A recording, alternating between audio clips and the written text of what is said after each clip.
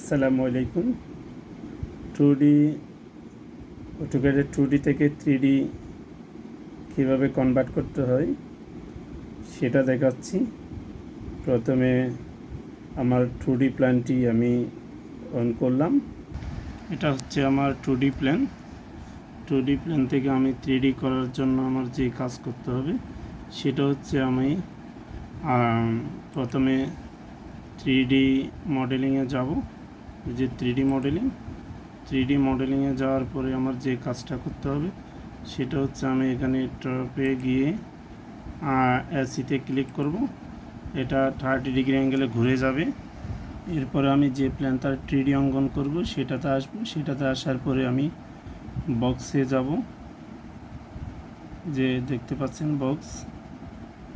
বক্সে যাব। বক্সে যাওয়ার পরে আমি যে ওয়ালটার 3D অঙ্কন করব সে ওয়ালটা সিলেক্ট করে যতটুকু 3D অঙ্কন করতে যাই ততটুকু কিন্তু আমি সিলেক্ট ওয়ালের এই প্রান্ত পর্যন্ত ওয়াল সিলেক্ট করে নিব। সিলেক্ট করে নেওয়ার পরে আমি 120 ইঞ্চি, তার মানে 10 ফিট, এই যে 10 ফিট আমার 3D ওয়াল হয়ে গেল। আমরা প্রেস ফুল কমান্ড ইউজ করেও কিন্তু ওয়ালটা অঙ্কন করতে পারি। প্রেস ফুল কমান্ড, এই যে আমি যেটা 3D অঙ্কন করব সে লাইনটা সিলেক্ট করব। এরপরে আমি প্রেস ফুলে ক্লিক করলাম। প্রেস ফুলে ক্লিক করার পরে ওয়াল দুইটা অংশ একসাথে সিলেক্ট করে আমি যদি 30 ইঞ্চি হাইট দিতে চাই 30 ইঞ্চিতে ক্লিক করব।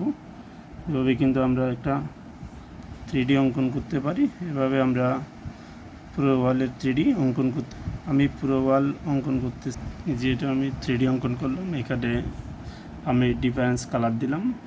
আমি যে ওয়ালটার কালার চেঞ্জ করব সেটাতে সিলেক্ট করি।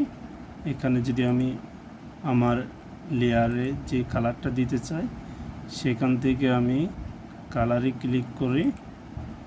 আমি কিন্তু কালারে ক্লিক করলে কালারটা আমি চেঞ্জ করে দিতে পারি, যেটা ইচ্ছে হয় সেটা কিন্তু কালারটা চেঞ্জ হয়ে গেল।